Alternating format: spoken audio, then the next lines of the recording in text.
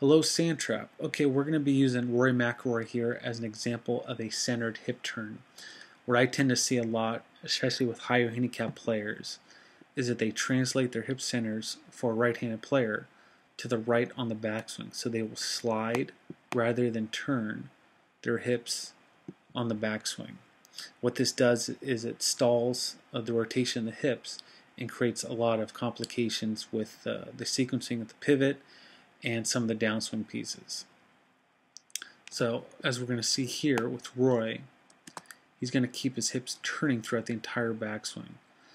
His left knee is gaining in flex and rotating inward a bit.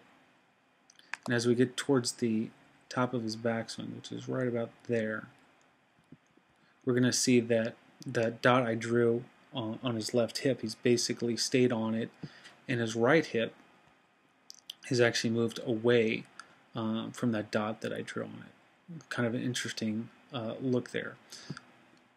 So if you think of this from looking at the golfer from overhead, that right hip keeps pivoting back and around. Kind of the same reason I drew this line over here on the right that bisects Roy. We see that his right hip pocket is moving towards that red line, and by the time he gets to the top of his backswing, it's on that line.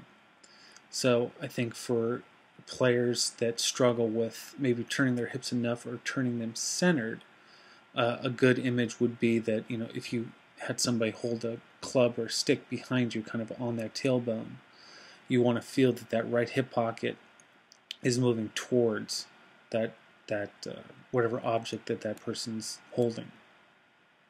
It's maybe different concept of what center might be. It doesn't just stay. So like for this left picture, the hips don't just stay on the green dots. That right hip is going to be gaining a little bit of space from that dot that's drawn on the rear hip. Again, think of it as if you're viewing the golfer from overhead, and that right hip just keeps cranking back and around towards that red center line. So how can you accomplish this other than just visualizing or feeling that rear hip keeps moving back and around? If you're a regular member of the Sandtrap, you've heard this a lot, but making sure that the feet are turned out at address, and also their knees are rotated outward a bit. So the feet are flared, and that our knees are pointing almost like you're sitting on a horse. Knees are outward a bit.